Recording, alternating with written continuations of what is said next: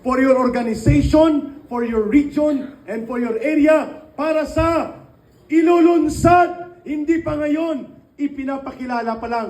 Tatay Digong for Inday Sara 2028 movement. Don't go away. Mayroong appointment designation. Yan na po ang ilulunsad natin. Lalamunin natin sila ng daluyong ng sambayanang Pilipinong naninindigan na muling ibalik ang totoong tapang at malasakit bilang pundasyon ng tunay na panggobyerno sa Pilipinas.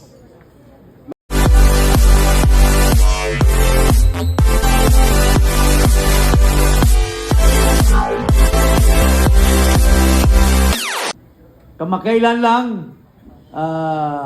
hinaharas na naman ang ating butihing si Ka Eric. At mabuti naman, maraming mga kaibigan na tumutulong. At hindi natin inaatras yung pagtulong sa kung sino man na mga inaapi ng ating pamahalaan ngayon. Mga kababayan, ako po ay bilang chairman ng Tatay Digong for Inday Sara 2028 movement at presidente ng Kampilan ng Mamamayang Pilipino. I welcome you all to this national forum for the pursuit of accountability and reform. Ito po'y ginawa po ng Kampilan dahil po gusto natin na magsama-sama muli. The Kampilan was organized as an umbrella organization ng mga parallel organizations na may puso at diwa para kay President Duterte at kay Inday Sara Duterte. Iba-iba, mayroon tayong Inday Cares, mayroong Sara All, mayroong Muslim Alliance, mayroong DRT, mayroong iba-ibang mga MISS or Mayor Inday Sara for Inday Sara supporters. Dito sa Bicol region, mayroong mga isda, itong mga youth sector natin. Mayroong mga iba-iba pa.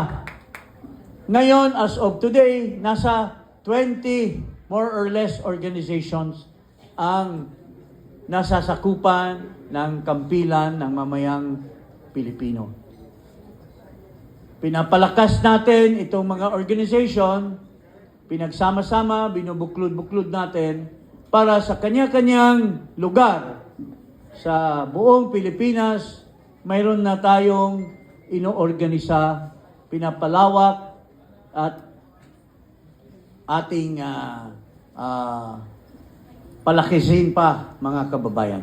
I like to recognize also the presence of Attorney Topacio. He is the spokesman of the PDP Laban.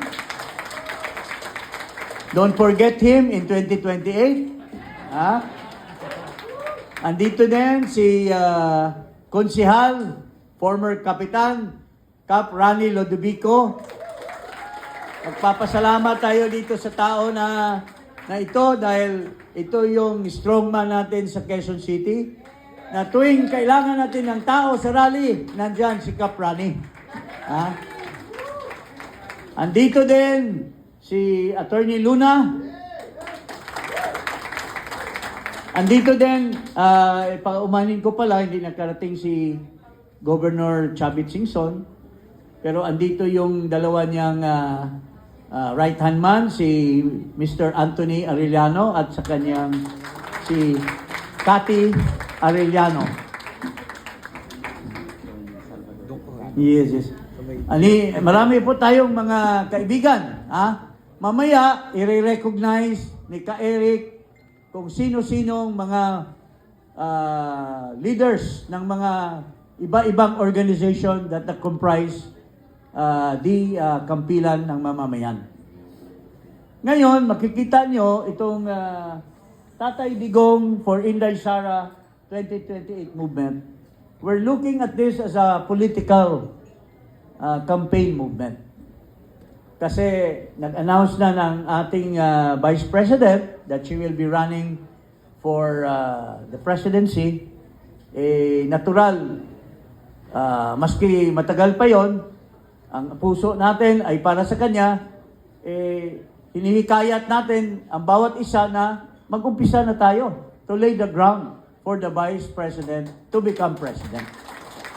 Kaya we registered it in the SEC bilang isang non-stock, non-profit organization.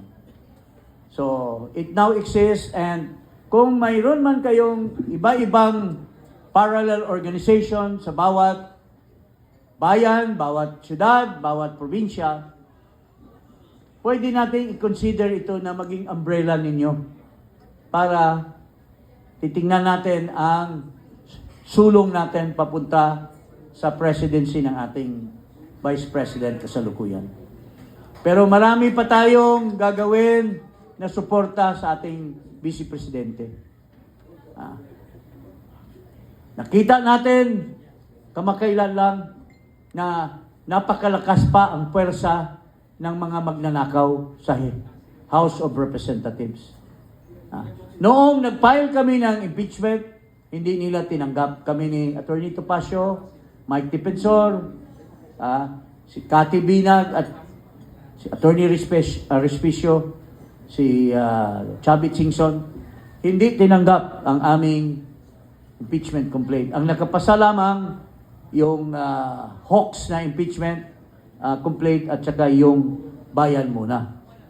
Pero tulad ng hindi katulad ng ginawa nila kay VP Sara, yung impeachment against Marcos doon sa determination of substance ay binabaliwala lamang. Pero dito sa kay Vice President Sara, na mas wala man lang basihan, yung kasama nga nila mismo, si Rufus Rodriguez, Congressman, sinabi niya na yung mga charges na nakikita na pertaining to the office of the Secretary of the Department, hindi dapat kasama sa charges. Pero anong nangyari? Tinuloy pa rin at muro-muro na lamang mga kaibigan. 54 ang bumoto. Maski hindi nila inalam ng mabuti kung ano talaga yung mga alegasyon. Kaya nakikita natin, pagdating naman sa next step and the next step, lutong Macau na rin yan.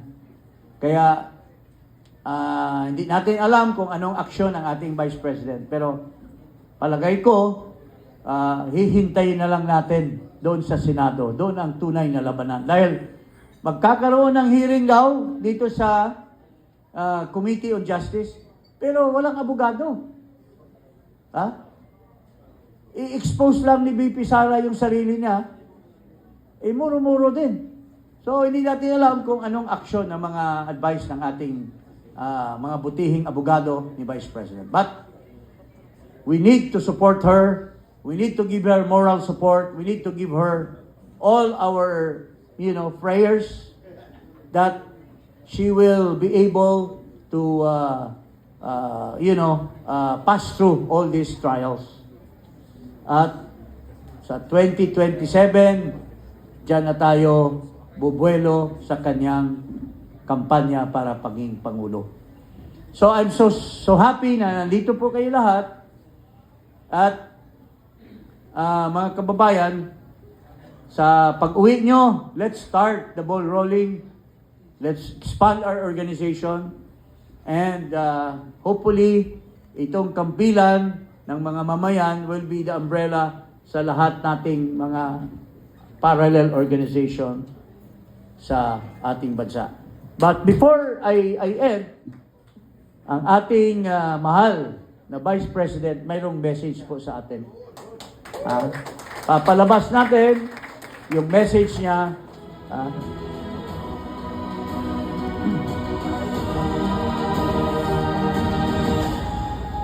Assalamualaikum warahmatullahi wabarakatuh. Madayaw, maayong adlaw kaninyong tanan. Magandang araw sa inyong lahat. My deepest gratitude goes to the leaders, members, and volunteers of parallel support groups for your tireless commitment to our shared vision for the Philippines. Ang lakas ng isang pamumuno ay hindi nasusukat sa mga titulo, kundi sa alab ng puso ng mga taong naniniwala sa ating adhikain. Your initiatives are a vital component of our grassroots movement, transforming hope into action and ensuring that our message of stability and discipline reaches every household from the busiest streets to the farthest reaches of our archipelago. Kinikilala ko ang mga sakripisyong inyong ginagawa gamit ang inyong sariling oras at yaman upang bumuo ng isang mas mulat at nagkakaisang pamayanan. Ang diwang ito ng voluntaryong paglilingkod ang tunay na pundasyon ng isang matatag na bansa.